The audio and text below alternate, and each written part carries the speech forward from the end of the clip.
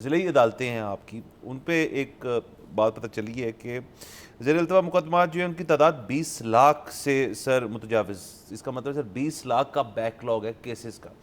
एक तो ये, दूसरा ये हमारी जो लॉ एंड जस्टिस कमीशन है, उनकी तरफ से बाकायदा रिपोर्ट दस्तावेज़ समेत हमें मिली है। तो उसके अंदर एक तो ये बात की है कि 20 लाख का बैकलॉग है।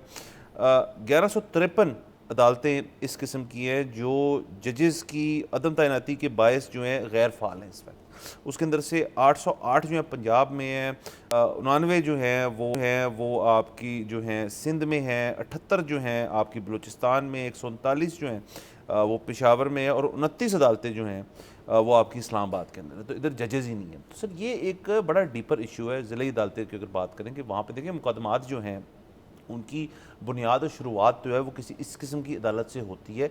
बड़े कम केसेस होती हैं, होते होंगी तादाद उनकी भी होती है जो सीधा आप कहते हैं जी कि ये केस जो है इसकी जो है शुरुआत ही हाई कोर्ट से की जाए या इसकी शुरुआत ही सुप्रीम कोर्ट से की जाए। ऐसे अमूमन नहीं इस वजह से होता क्योंकि अगर आप एक कोर्ट से हारे तो आपके पास अपेलेट कोर्ट होना चाहिए, यानी कि अगर आप सुप्रीम कोर्ट में सीधा चले जाएंगे केस लेके तो आपके पास अपेलेट कोर्ट ही वो फाइनल है फैसला। तो अमूमन केसेस की तादाद सबसे ज़्यादा यहाँ होती है, इसलिए सबसे ज़्यादा बैकलॉग भी यहाँ है, और जजेस की जो यहाँ पे एक शॉर्टफॉल है उसका भी इशू सबसे ज़्यादा यहाँ पाया जाता है। हाँ जी, अब बात ये है कि वो हमें अंदाज़ा हमेशा से है, वो शायद आपकी जो सुप्रीम कोर्ट है या जो कॉन्स्टिट्यूशनल कोर्ट है उसकी भी स्ट्रेंथ जो आपके आइन में लिखी हुई है वो शायद पूरी ना हो। लेकिन ये है कि बहरहाल काफ़ी जज होंगे, या हाई कोर्ट जो है उसमें भी यकीनन जजेस की तादाद पूरी नहीं होगी।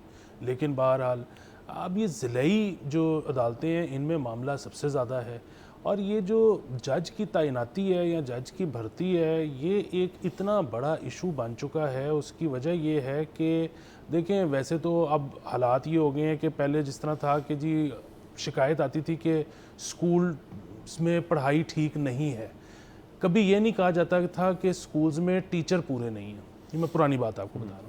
अच्छा, उसके बाद जो हमारी हुकूमतें थीं इन्होंने फ़ैसला ये किया कि अब से जो है ना हम टीचर को इंडक्ट करते हुए इस चीज़ का ख्याल रखेंगे कि टीचर काबिल है। उन्होंने टीचर के लिए एक टेस्ट रखना शुरू कर दिया इंडक्शन के लिए।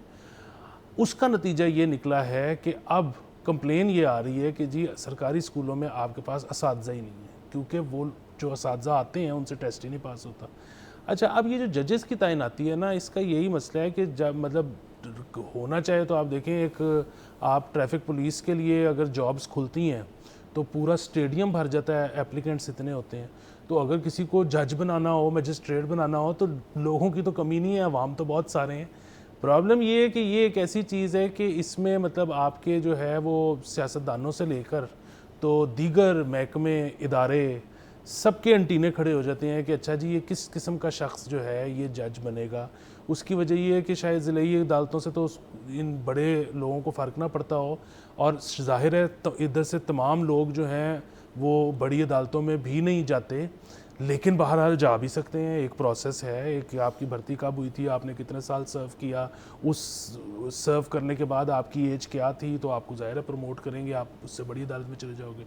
तो सबको उसमें फिर ये भी होता है कि इसकी पॉलिटिकल एफिलिएशन क्या है, इसका बैकग्राउंड क्या है, ये जो है कितना जो है वो तंग नज़र इंसान है। ये अब इतनी सारी कंसिडरेशंस उसके अंदर शामिल हो जाती हैं कि वो एक बॉक डाउन कर देने वाला अमल है। और इवेंचुअली होता ये है कि ये मतलब ये कोई आज की बात नहीं है कि जितने आपके जजेस होने चाहिए, जितनी जगह है उतने वहाँ पर मौजूद नहीं है। ये जब से हम पैदा हुए हैं या जब से हमने होश संभाला है, हम यही सुन रहे हैं कि जितने जजेस होने चाहिए उतने नहीं हैं, और ये मसला न आज की तारीख तक ये हल नहीं हुआ। अच्छा देखें, इसका इस हर चीज़ का हर मुल्क में जो आबादी का तनासब है उसी से ही एक बात निकलती है कि जी इतनी आबादी होगी तो इतनी चीज़ें चाहिए होंगी।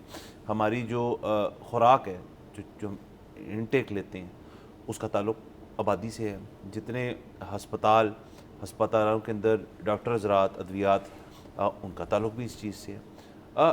तो ज़ाहिर है कि जब ज़्यादा अवाम होंगे तो ज़्यादा केसेस वो दर्ज करेंगे, क्योंकि वो उनके मसले तो हैं वो बढ़ी जा रही हैं, तो उसके लिए आपको ज़्यादा जजेस चाहिए होंगे।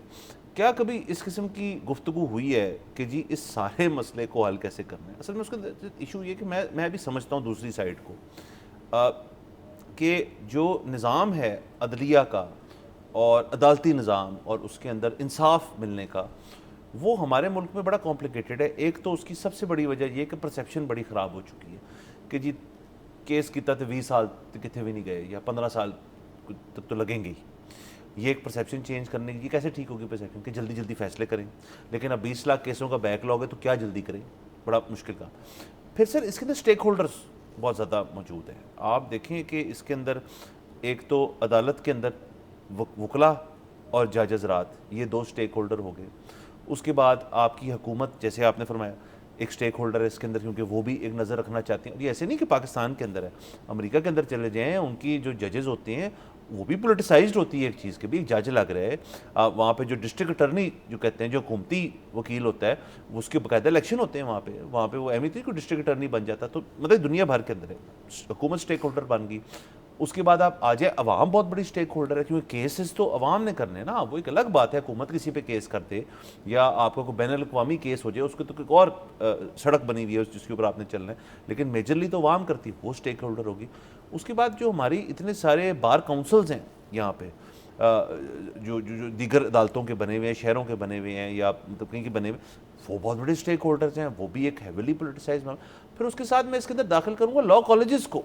आपके लॉ कॉलेजेस में लातादाद किस्म के स्टूडेंट्स जो हैं वो इस वक्त मौजूद हैं, वहाँ पे भी उनकी एक इंटरनल सियासत भी होती होगी। फिर ये भी तो बात है ना सर कि लॉ कॉलेज में को पढ़ने गया है, अपना LLB करने के है या LLM करने के है, तो उसके बाद उस शख्स ने इसी फील्ड में दाखिल होना है, क्या इतनी कैपेसिटी है? मैं तो सर समझता हूँ कि कहीं ऐसा दिन ना आ जाए कि वकील बहुत सारे हैं, केसेस भी बहुत सारे हैं, लेकिन जजेस इतने नहीं हैं उनको सुनने के लिए। तो एक बड़ा वाइड किस्म का, सर्कुलर किस्म का एक इशू है, एक हमारी अदलिया के भी समझे एक सर्कुलर डेट चल रहा है थोड़ा सा, उसको रिजॉल्व करने के लिए ना आपको करनी पड़ेगी सर्जरी। अब वो सर्जरी ज़ाहिर है अफोर्डेबिलिटी फैक्टर भी उसके अंदर, क्या करेंगे, किधर से पकड़ेंगे, किधर से ख़त्म करेंगे। तो इसको ठीक करने का मतलब, मैं बहुत सारी चीज़ों के ऊपर आपकी और मेरी तजवीज़ होती है कि इसको ऐसे कर लें, इसको ऐसे कर लें। इस अदलिया के मामले के अंदर मेरे ख्याल में I am lost for any creative ideas, मतलब मेरे अंदर कोई इस किस्म का जहन में बात नहीं आ रही जिसको मैं कहूँ कि ये कर लें। तो जो मैं होता कौन है ये प्रपोज करने, नंबर 1, लेकिन अगर मैं सोचने में मजबूर भी हो जाऊँ तो मुझसे सोचा नहीं जा रहा कि सारा मसला हल कैसे किया जाए। जी बिल्कुल, आप बिल्कुल ठीक कह रहे हैं कि स्टेक होल्डर्स इतने ज़्यादा हैं और ये पोलिटिसाइज हर जगह ये होती है, लेकिन बहरहाल उनका एक ऐसा सिस्टम है कि जिसकी तहत तकर्रियाँ कम से कम पूरी होती हैं। हमारा अब ये इतना ज़्यादा जो है ना कॉम्प्लेक्स हो गया मामला कि हम तकर्रियाँ पूरी ही नहीं कर पाते, और इसका मसला अफोर्डेबिलिटी मेरा नहीं ख्याल है। मतलब हमारे पास, आप ये कह रहे हैं कि जजेस को हायर करने के लिए, उनको तनख्वाह देने के लिए या उनको पर्क्स देने के लिए पैसे नहीं हैं।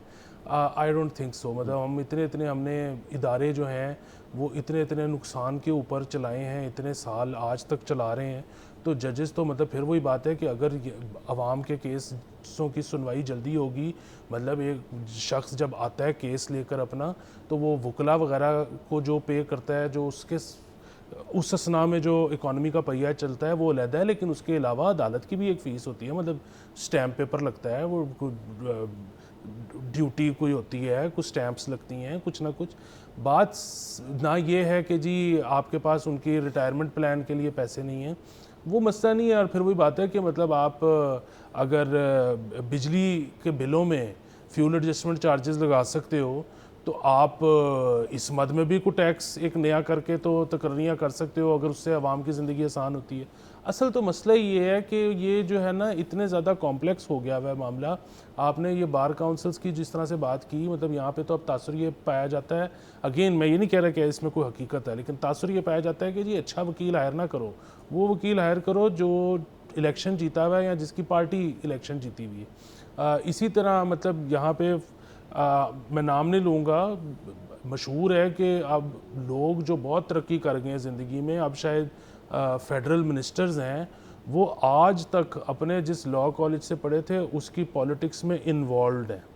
सो ये जो है ना, मतलब आपके जो जजेस हैं वो ऑफ द रिकॉर्ड कई दफ़ा इस तरह की बातें करते हैं कि जी ये जो इल्तवा का शिकार होते हैं मुकदमे, ये हमारा तो कसूर ही नहीं है, ये तो वकला नहीं चाहते कि जल्दी केस का फ़ैसला है क्योंकि उनकी दिहाड़ी जो है वो मारी जाएगी। सो अब बात ये है कि ब्लेम शिफ्टिंग इतनी है, मतलब हर शख्स जो है वो कहता है कि जी मेरा कोई कसूर नहीं है, दूसरे का कसूर है।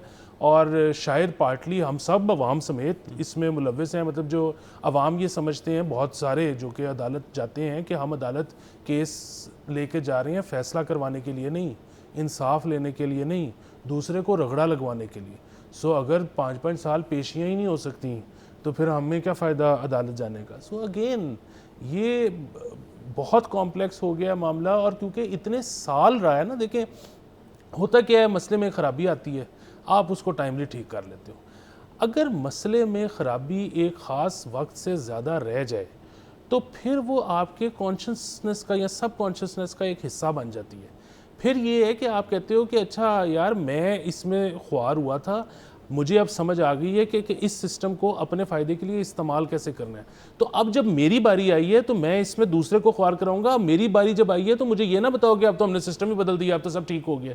सो अब इस ख़राब सिस्टम के अंदर सबके स्टेक्स हैं। सब्सक्राइब करें और बेल दबाएं ताकि कोई खबर रह न जाए।